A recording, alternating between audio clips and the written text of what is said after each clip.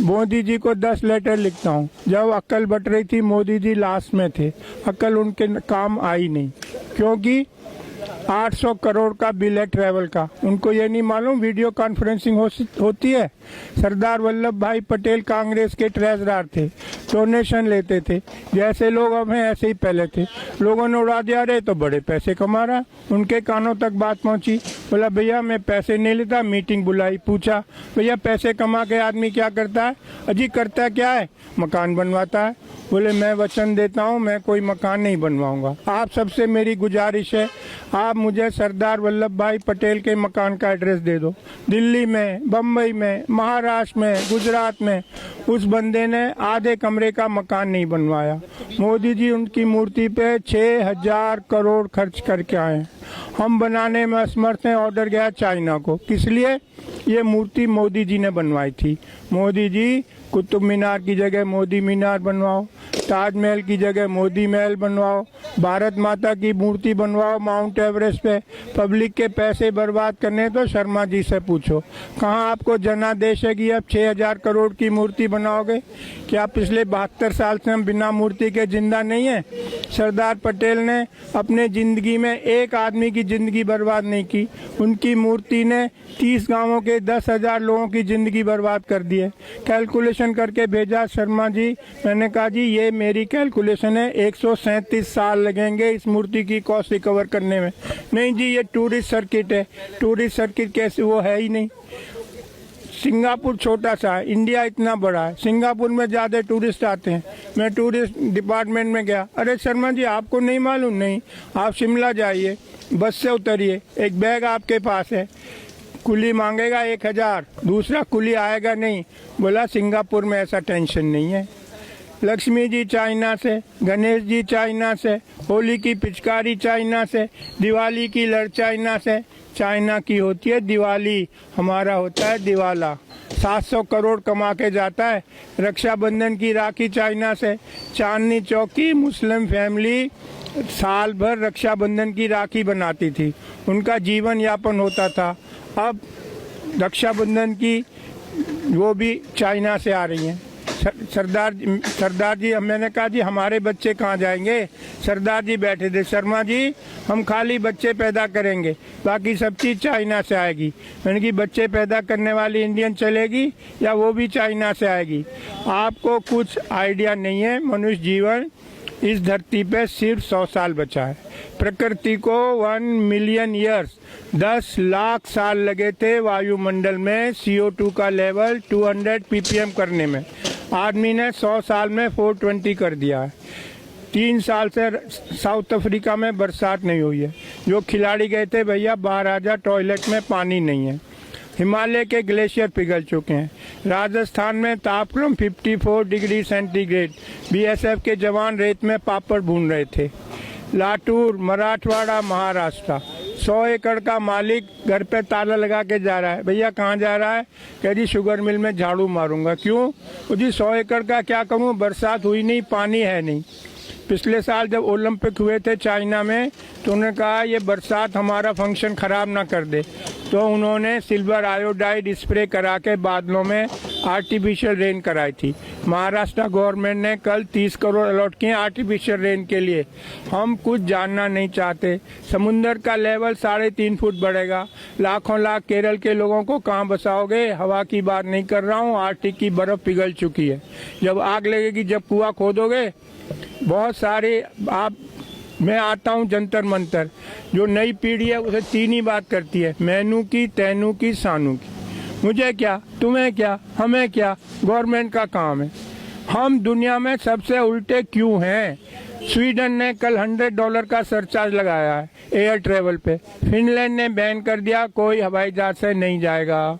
Europe में carbon credit aviation के लिए पूरे साल आप एक स्टाफ फ्लाइट नहीं ले जा सकते। क्यों? जो हवाई जहाज से जाता है 50 गुना ज़्यादा ईंधन इस्तेमाल करता है, 50 गुना ज़्यादा प्रदूषण फैलाता है। हम दुनिया में उल्टे क्यों हैं? धरती गर्म हो रही है, सबसे ज़्यादा प्रभाव हमारे देश पे पड़ेगा। मैं बता चुका हूँ, ऐसा कहीं भी नहीं है।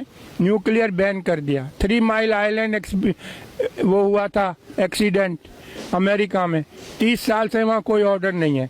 जर्मनी ने बैन कर दिया, स्वीडन ने कर दिया। आप गूगल पे जाओ, चेरनोबिल टाइप करो, CHERNOBLE। दुनिया की सबसे महंगी इमारत यूक्रेन में बन रही है, जब इससे महंगी इमारत आज तक बनी नहीं, न्यूक्लियर एक्सीडेंट को कवर करने को। हम न्यूक्लियर के पीछे भाग रहे हैं, हम एयर ट्रेवल के पीछे भाग रहे हैं। मैं क्या क्या बताऊं आपको। सरिता विहार चलो, हर दूसरे घर में एक कैंसर पेशेंट है। मैं रविशंकर प्रसाद के पास गया, जर्मनी से डॉक्यूमेंट लाया। किसी भी देश में आप जाके कह सकते हो भैया बताओ यहाँ कितना रेडिएशन है।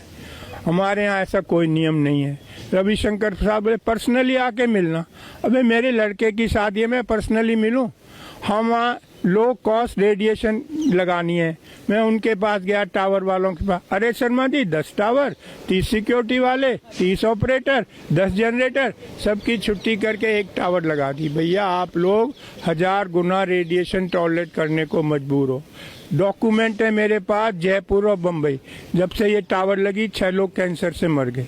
कोई जानना ही नहीं चाहता रियलिटी। ना जो टॉप पे लोग हैं उनको कुछ अक्ल नहीं है, ऐसे लोग रिक्रूट करें। मैं जाता हूँ बताने, मैं IIT से पढ़ा हूँ, लंदन से पढ़ा हूँ, डॉक्यूमेंट लाता हूँ, लेकिन यहाँ कोई अक्ल वालों की कोई व्यवस्था ही नहीं है।